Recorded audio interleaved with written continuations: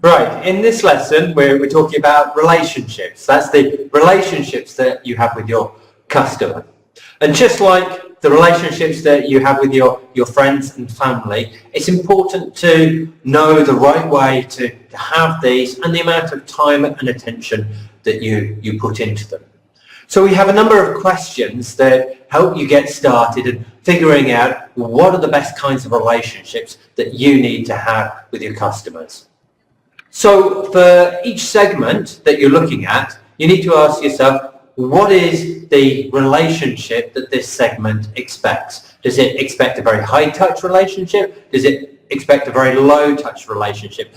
Does the industry or market that you're in demand a particular type of relationship? Or, contrary, do you want to break the mold and do something very different to the rest of the industry? Remembering that there's often a good or a bad reason why a particular sector or industry has particular types of relationships with its customers. If you've got an existing startup, it's worth thinking about the types of relationships that you already have in place. These may be what customers want, they may not be what customers want, and that tension can often sort of lead to good thoughts, thinking about what sort of relationship you do need. And then you also need to think about how expensive it is to maintain a relationship. If you look at a high-end jewelry shop in a mall, they have very expensive, very sophisticated salespeople who are trained to work well with the high net worth individuals who come into the shop. That is very expensive type of relationship. The space of the shop and the positioning and all the inventory also all contribute to the cost of maintaining that close one-to-one relationship.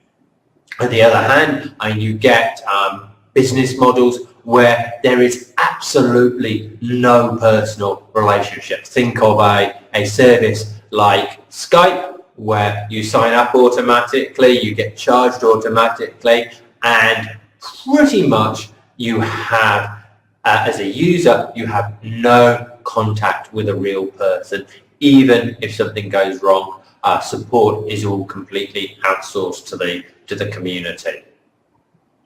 So you also need to think about what are the implications of particular kinds of relationship to the rest of a business model. If you're designing your business so that people, that the whole thing is aimed at a very, very low cost market,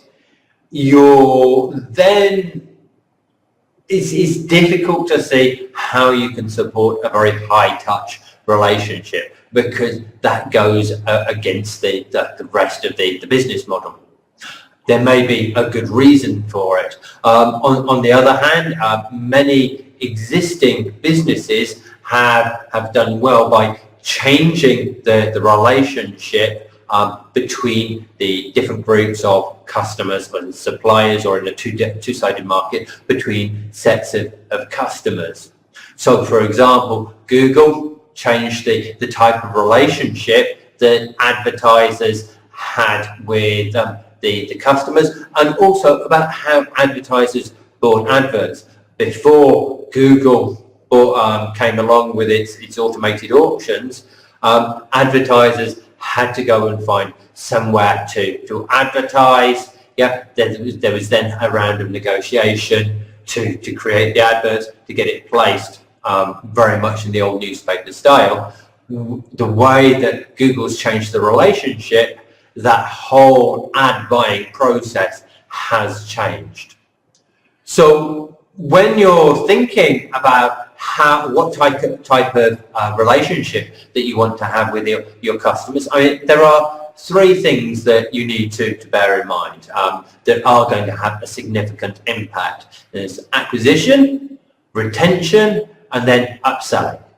And basically, when it comes down to it, you have the least amount of relationship possible, the lowest cost relationship possible with your customers, commensurate with your ability to use that relationship to acquire customers, to retain customers, or to sell them more goods.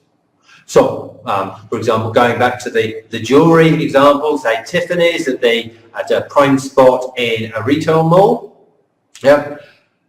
You only want to invest in those close sorts of personal relationships with the customers if you're able to generate more revenue, more profit as a result of having that retail outlet with the salesperson there. If you can sell to the same customers in the same way without needing to have those detailed relationships, why bother? Similarly, if you're going after a particular segment, say you're selling custom dresses, you may be able to sell custom ball gowns simply online through a very automated process. However, the segment may demand a much greater level of personal contact from you. Again, one of the things that many services discover is that people buy from people. They don't buy value, they don't buy products, they don't buy services, they buy the relationship that they are having with you. So consultants, service, and many other service providers, teachers, educators need to have a clear personal relationship, and that allows for many ongoing and recurrent sales. Also the subscription businesses, and you see this with many internet marketers, where a lot of their business is built around the brand, around themselves, rather than around the quality of the product that they are selling. People buy from Seth Godin, for example, because they trust what he says on marketing. They don't buy fundamentally because of what he says about marketing. It's the trust. And so having these ongoing relationships is very important for customer retention, and again for upsell, because if you've got a strong relationship that engenders trust, is then a lot easier to sell many other products and services. So thinking about who you're selling to, what you're selling to them, and why you're selling it to them very much helps you to understand the nature of the relationship that you need to have with your customers. So there are a number of different ways that you can have relationships with your customers, and I'll go through these quickly now. So you have personal assistants. This is very much the traditional retail approach, where you have somebody there to help you solve a problem or to help sell you goods. Then you have dedicated personal assistants, where you will have perhaps a named contact who will be there to help you, an account manager. It's quite common in B2B sales. If you have a stockbroker or a traditional stockbroker, or years ago when you had personal bankers, those were often also dedicated personal service. Now those generally only apply to high net worth individuals. Again, there's an increased cost going from personal service to dedicated personal service. And then the next two, you can have automated customer service, where the customer service is provided by chatbots or FAQs on a website, through help documents, instructions, where there's no requirement or very little requirement for the customer service rep to actually be involved. And often that's paired with another type of relationship, which is the one of a community. And you see this a lot with some of the Microsoft products and the Google products, where because they have a user base of hundreds of millions of people, the cost of providing support is very large.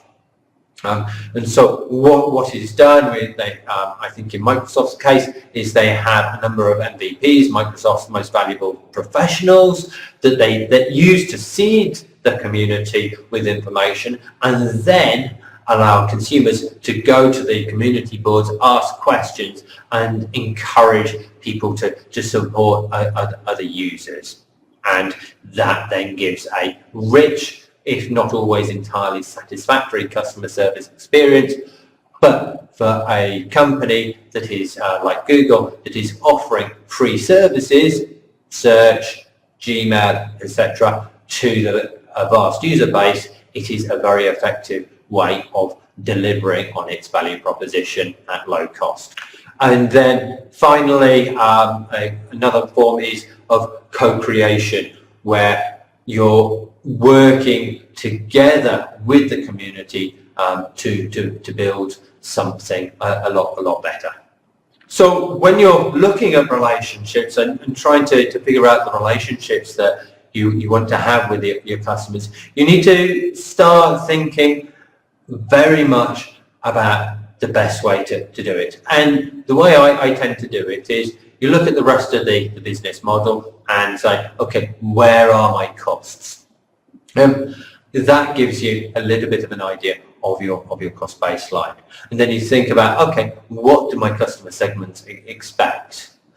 Then you can think, okay, if they expect 24-hour customer service with somebody that they can pick up and know by name on the phone, then I can start pricing that in, know my cost, know my sales. I can then start to see, is this going to work for the business model or not?